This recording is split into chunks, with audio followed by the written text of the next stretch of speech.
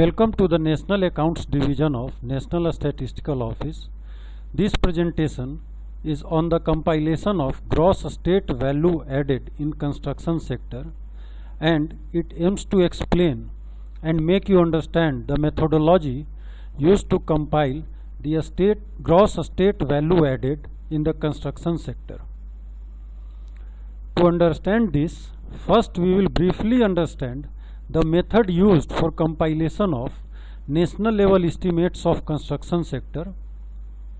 Thereafter, we will go into the details of the estimation and compilation of a state level gross value added, which is called GSVA.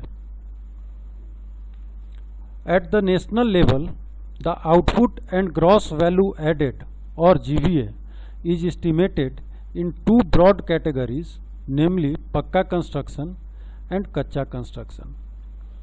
Pakka construction consists of construction of dwelling, other buildings and structures, which we call as DOBS.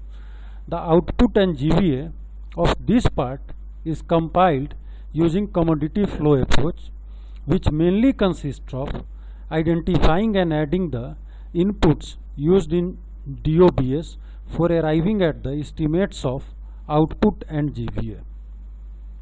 Kacha construction consists of DOBS as well as plantation crops and orchards and mineral exploration. The output and GVA of this part is estimated using expenditure approach. As we know that currently the estimates of National Account Statistics are being prepared in 2011-12 series, meaning that 2011-12 is the base year for the current estimates. Therefore, it is imperative to note the changes that has been effected with regard to construction sector while shifting the base year to 2011-12 from 2004-5. The first one is the inclusion of bitumen and bitumen mixtures and glass products in the basic construction materials. As I explained above, that commodity flow approach requires identification of materials used in construction activity, so the inclusion of these two materials is the first change. The second being the use of National Sample Survey 70th round All India Debt and Investment Survey 2013 for preparing the benchmark estimates for rural residential buildings, urban residential buildings, non-residential buildings and other construction works. The third being use of National Sample Survey 65th round survey on housing conditions 2008-9 for obtaining the ratio of Pakka and Kacha construction for rural and urban dwellings. These two changes are being incorporated to use the most recent estimates being available in this respect. And most importantly, the rates and ratios for other material and GVA to gross value output called GVA has also been updated on the basis of a study on the cost of construction. This study was commissioned by National Statistical Office and conducted by Central Building Research Institute CBRI specifically to update the rates and ratios used in the commodity flow approach for Pakka construction. Now we come to the gist of this study, which provides the basis for operating the commodity flow approach. As has been explained earlier, the commodity flow approach requires identifying and adding the various input being used in the construction activity. This study provides the basic input items being used in the construction activity as well as their weights on a scale of 100.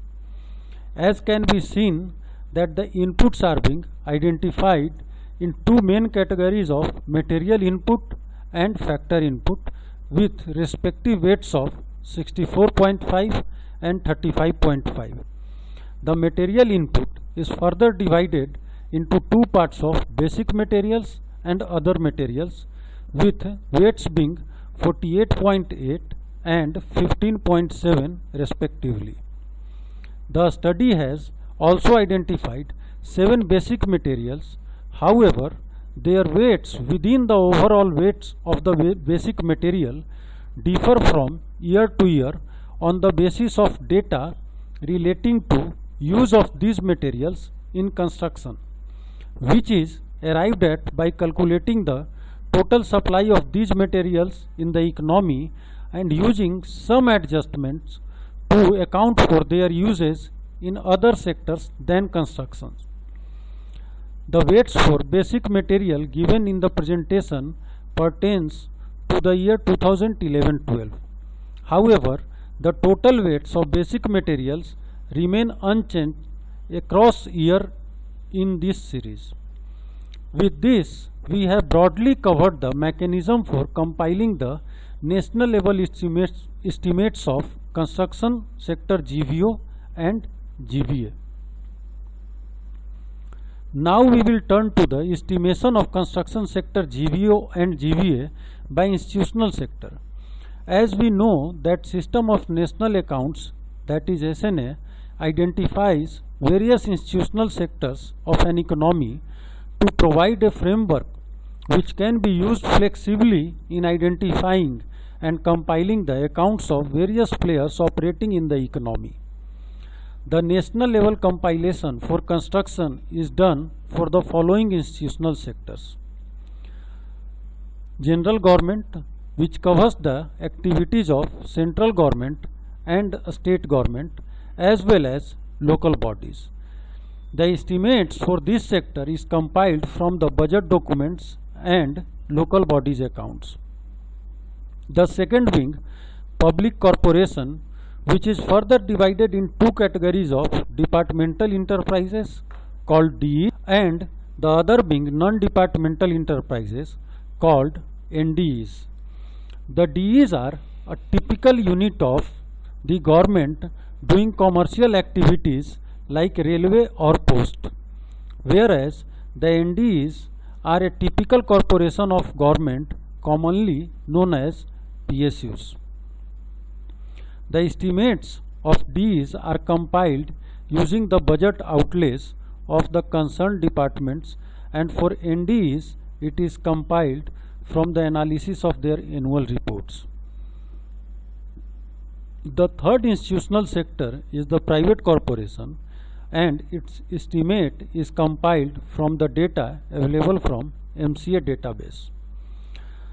The last is residual, which includes household, unincorporated enterprises as well as non-profit institutions serving households called NPISH. The estimate of this part is the part of total estimates not accounted by the above mentioned institutional sectors. That's why it is named as residual.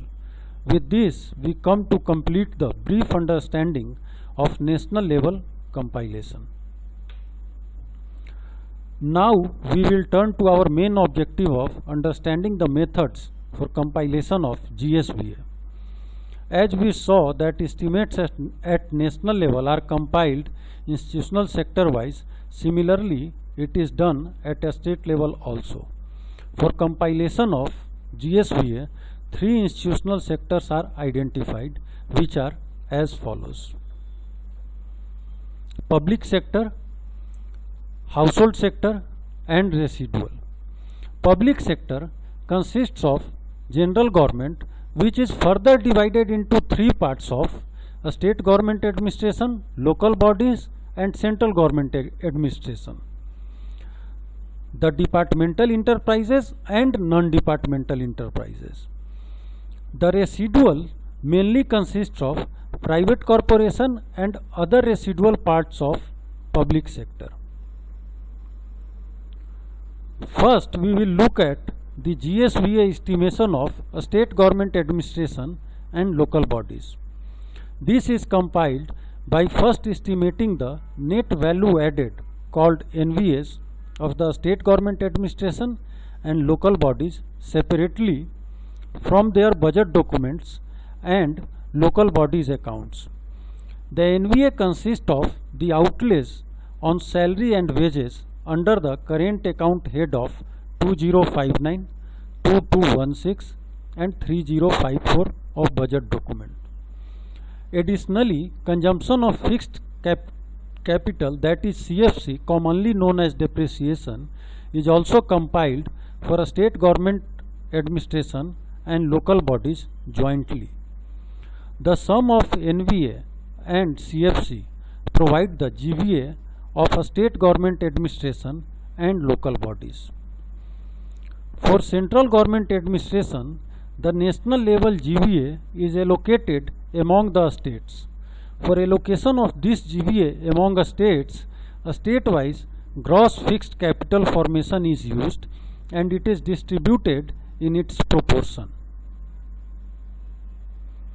Allocation of total GVA of Ds among the states is done in two parts, namely railways and other than railways. For railway part, a state-wise outlays on construction asset is compiled from the budget document of railways, and then total GVA of railway is distributed among the states in the ratio of these outlays.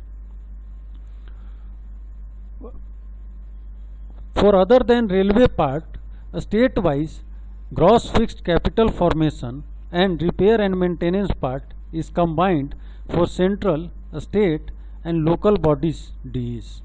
Thus, we obtain a state-wise output of construction sector from Ds. Now, the national level GVA of Ds is distributed in the proportion of this output. A state-wise GVA estimate of NDs is compiled by analysis of their annual reports. For the NDs of central government, the compensation to employee part is distributed among the states in the proportion of number of employees in the states, and operating surplus part is distributed in proportion of the state-wise gross block, which is value of the asset in the state. The state-wise number of employees and gross block value is obtained from the Public Enterprises Survey of Department of Public Enterprises.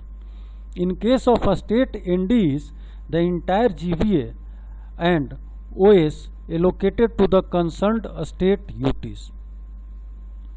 So the GSVA for NDs is also compiled. Now we come to the construction under household sector. For compilation of GVA under this sector, the construction activity is divided in following components: rural residential building, that is RRB, urban residential building, that is URB, non-residential building and other construction works, that is NRB and OCW, other households, which includes the parts not covered by the above components, and plantation. Now we will one by one go through each component for allocation of GVA.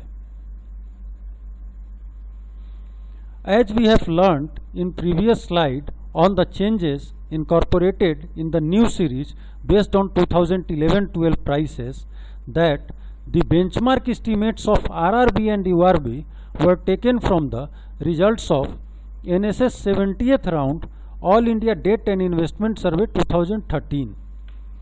The benchmark estimates for output on new construction as well as construction pertaining to repair and maintenance were used from the result of this survey.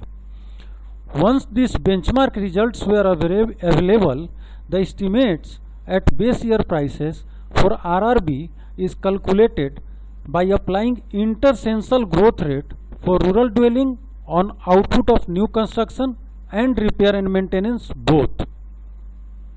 Similarly, inter-census growth of urban dwelling is used for estimating output at base year prices.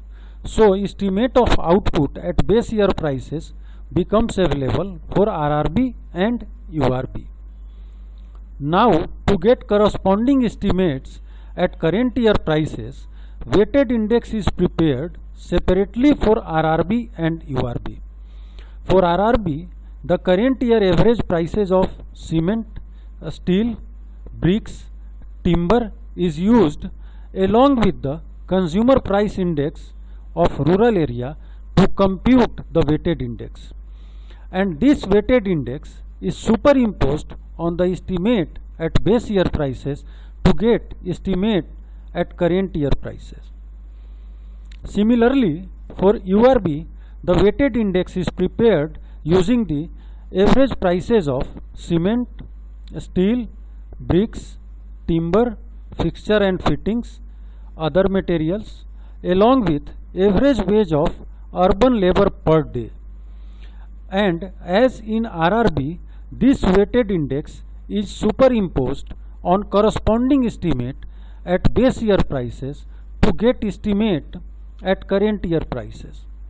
The weights of different items are being derived from the CBRI study, which has been discussed earlier. As for availability of average prices of different items are concerned, it is mostly made available by the respective State Directorate of Economics and Statistics. In case of non-availability of the prices from DES, this is derived using the wholesale price index of respective items. We have learnt how the state-wise output of RRB and URB is compiled. From these estimates of output, 42.22% is assigned as value added for RRB and 36.29% as value added for URB. Again, these percentages are derived from the CBRI study mentioned earlier. With this, we are done with GSVA estimates for two components, namely RRB and URB. We also saw that this compilation involves different data sources, which are outlays on new construction and repair and maintenance for base year from AIDS 2013, census 2001 and 2011 to derive intercensal growth for rural and urban dwellings, a state DES for prices of cement, steel, bricks, timber and wages of urban labor, wholesale price index for index of fixture and fittings and other materials, and consumer price index of rural area from Ministry of Statistics and Program Implementation. Now that we have understood the weighted index, which is used to derive the estimate at current year prices, we also need to understand the mathematical formulation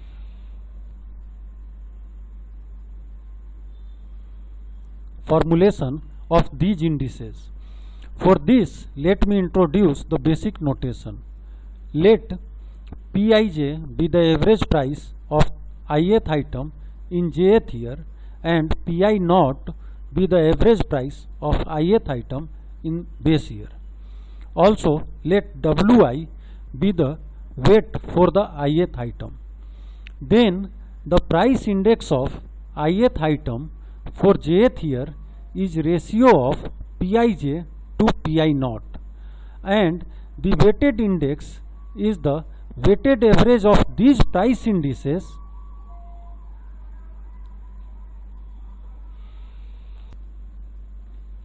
from item 1 to n. For rural index, this n is 5, and for urban it is 7. The weights for these items are derived from the CBRI study, and it is presented in the slide.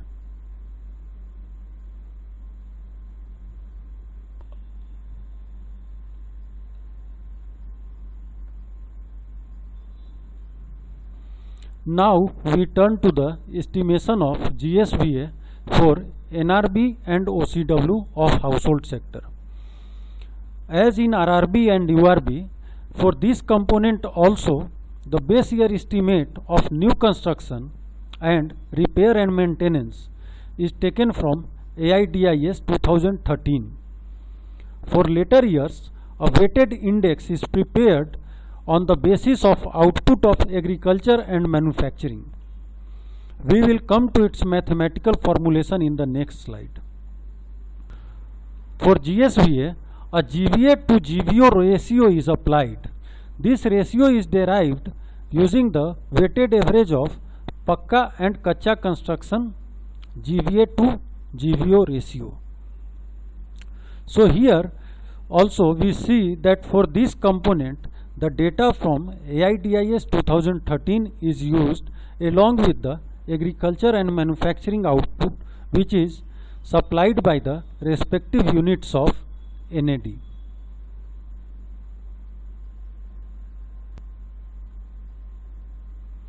Now we will come to the mathematical formulation of the weighted index based on output of agriculture and manufacturing.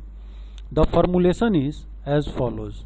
Let OAI and OMI be the output of agriculture and manufacturing respectively in ith year, and OAO and OMO be the corresponding output for base year.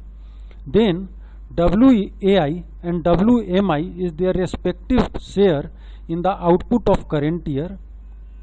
The index of agriculture is the ratio of current year output with constant year output, which is denoted by IAI. Similarly, index of manufacturing is computed and denoted as IMI. Now the weighted index is the weighted average of these two index weighted by the share of agriculture and manufacturing, that is WAI and WMI respectively.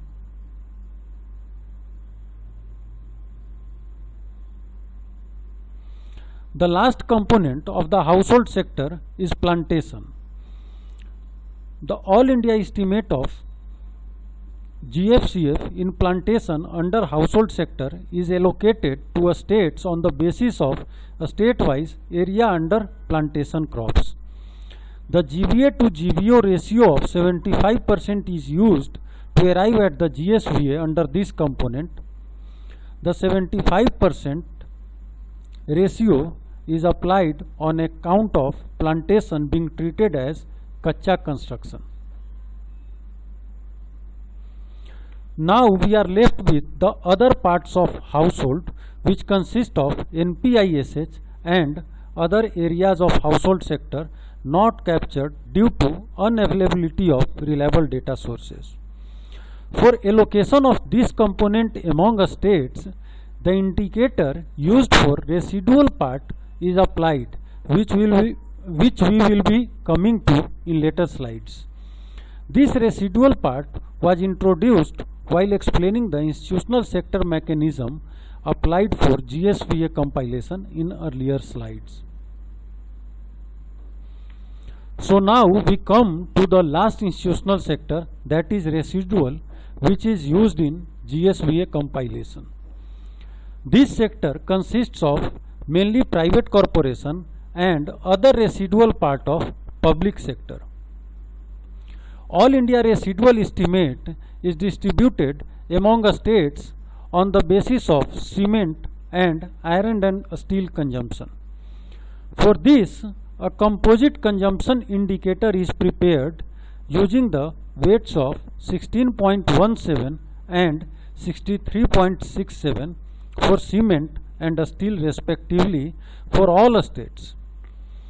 Then the All India estimate is allocated among the states in the ratio of this composite consumption indicator. As said in the earlier slide, while discussing other parts of household sector, same proportion is used for that part also. With this, we have completed the compilation mechanism used for GSVA of construction sector at current prices. For RRB and URB, we have done it for the base year prices also. Now we will discuss the deflators used to arrive at the estimates of GSVA for other parts at base year prices. We have already covered the RRB and URB, where an inflator, which was a weighted index, was used to move the estimate at base year prices to current year prices. This weighted index we had discussed in detail and is named here as cost of construction index for rural housing and urban housing. For other parts, we have compiled estimates at current year prices and use general Pakka construction index to deflate the estimate at base year prices, except for plantation component of household sector, which is deflated by CPI of rural areas. The general Pakka construction index is prepared on the weighted average of price indices of cement, iron and steel, bricks and tiles, timber, fixture and fittings, other materials, rural construction worker wage and urban construction worker wage. Thereby, it indicates the price movement on the basis of rural as well as urban construction. The prices are obtained from a state DES, and in case of non-availability, the WPI of corresponding item is used. For rural construction worker wage, CPI of rural area is used. So once this index is computed, the estimate at base year prices are computed by superimposing it on the estimate at current year prices, and we get the all estimates at current as well as constant year prices. This brings us to the end of our interaction to understand the method used for compilation of GSVA in construction sector. I hope that this would have provided you with the intended understanding and clarity on the framework used. Do give your valuable comments to improve our presentation. Thank you for hearing me out.